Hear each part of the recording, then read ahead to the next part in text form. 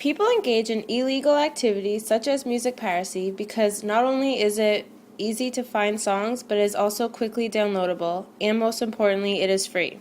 Those who participate in music piracy are not affected by the guiltiness of their actions and therefore do not let their guilt affect their illegal downloading. Music is an art form that has been part of our human lives before the time of Jesus Christ. Music is comprised of a collection of sounds which generate rhythm.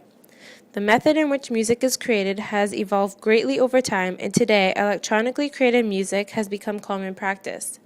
Music in its purest form is derived from a collection of sounds which have been creatively assembled by an individual or a group of individuals for the sole purpose of invoking rhythm. Music could be perceived as the soundtrack to modern people's lives. Morris and Higgins, authors of Criminological Theory in the Digital Age, The Case of Social Learning Theory and Digital Piracy from the Journal of Criminal Justice, believe that peer-to-peer file sharing services has made illegal file sharing exist everywhere today. Since these services exist, there's less of an incentive for people to buy a product when they can quickly download it for free. And today the possibility of facing consequences for music piracy are so low that this may have played a role in creating an environment of tolerance towards this issue. There are 4 major record labels which dominate the record music industry: Universal Music Group, Sony Music Entertainment, Warner Music Group, and EMI.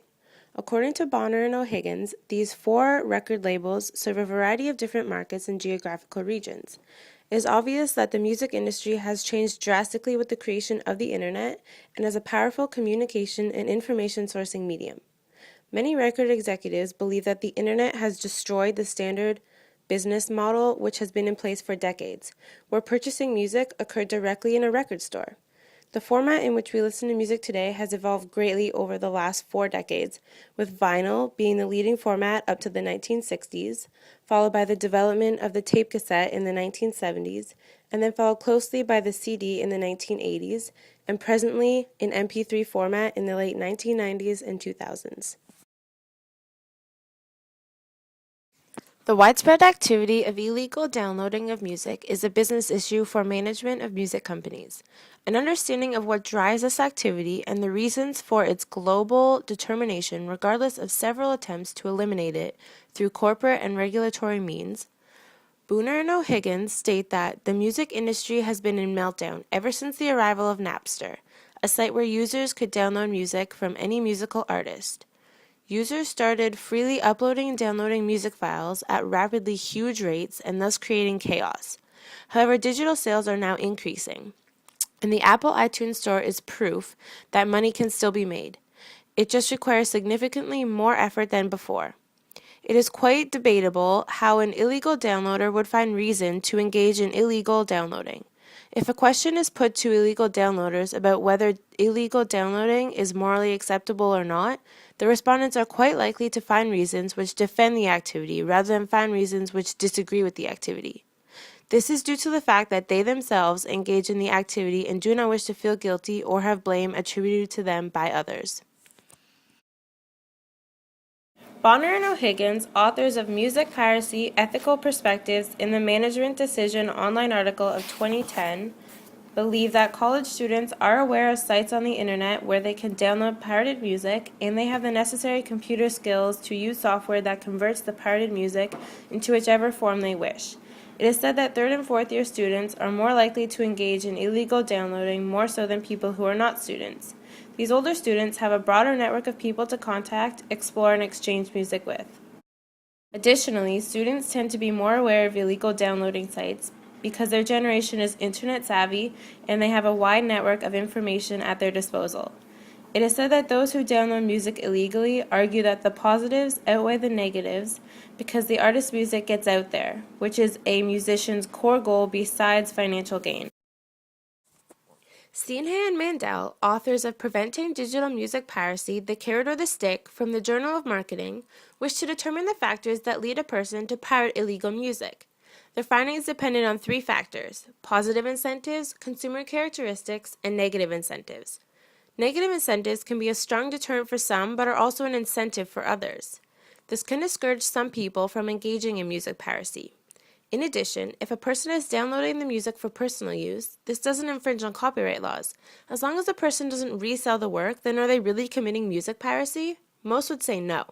Another point brought about by Sinha and Mandel is that if the rules are too extreme, there'll be more people willing to rebel and break them. If companies made websites easier to navigate, with speedy download times and cheaper prices, then more people will be willing to pay for music than pirate it. The quality of music also plays a major role in pirating. If it is impossible to find a decent version of a song without cuts, speaking through it, or just bad quality, then people will be more likely to pay the $1.29 for a song than have a defective version. Few people wish to buy something they do not like, which is why people like to listen to a song before spending their money on it. The music industry faces a hardship because production costs a great deal of money, but reproduction is basically free of charge. Sharing this reproduced copy with others does not reduce its quality, but aids in providing a public good. It is unethical to pirate music because so many people worked so hard on making the songs that society loves. Morris and Harris state that secondary harms from digital music piracy include lost jobs, lost tax revenue, inflated prices, and loss of creative and artistic motivation by producers. According to Morris and Higgins, in 2006, it was estimated that costs associated with losses from music piracy alone worldwide were over $1 billion. However, recent studies suggest that losses from music piracy are over $12 billion a year. Each year, over 70,000 jobs are lost in the United States and over $400 million in tax revenue as a result of digital music piracy. Bonner and Higgins believe that the central issue of music piracy lies with the acquisition decision, which is the decision of whether to get music by legal means or illegal means. Idolization of pop singers is based mostly on two important components, worship and modeling. They state that worship refers to an unusually intense form of respect for an idol, and that modeling refers to the desire to be like an idol. They stress how behavioral expressions of idolization can be seen through activities like listening to music in a group, collecting records, or joining official band websites to make themselves feel like a true fan. Therefore, it is very likely that idolization of an artist may not only affect a customer's overall attitude toward music piracy, but also directly affect their intentions toward music piracy of their idolized artist. In turn, this will influence one's decision to pirate or buy. SOPA, the Stop Online Piracy Act, introduced by the United States, is a bill that is attempting to fight online piracy. Doctorow, the author of Lockdown, The Coming War on General-Purpose Computing, states that they made unrealistic demands on reality, and reality did not oblige them. Copying only got easier following the passage of these laws, and copying will only ever get easier. Right now is as hard as copying will get.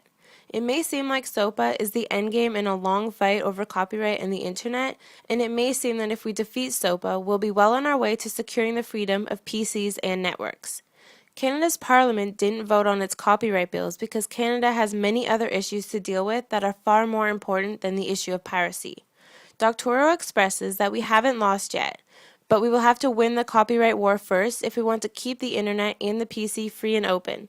Freedom in the future will require us to have the capacity to monitor our devices and set meaningful policies for them, to examine and terminate the software processes that run on them. It is obvious that the issue of illegal music piracy is not going to be resolved anytime soon. Despite endless attempts at trying to do so, the problem is far too great and difficult for anyone to monitor. Bonner and O'Higgins state that part of a solution may still surface, perhaps through a greater understanding of the psychological forces that drive and maintain it. Until that time does come, musicians and record companies alike must continue to innovate or live in hope. Bonner and O'Higgins suggest that further research based on experimental conditions where illegal downloaders were forced to confront the nature of their activities. What would happen when guilt is imposed upon them? Given that guilt may be something that stops such activity depending on the individual's personality and beliefs. Tapping more deeply into the mind of the serial downloader could provide some interesting insights into their motives for downloading so much content. Given that unethical behavior is often dependent on deviant group norms and downloading is an isolated activity, research should study the role of virtual and real-world social networking in reinforcing illegal downloading. Oh, I want some more.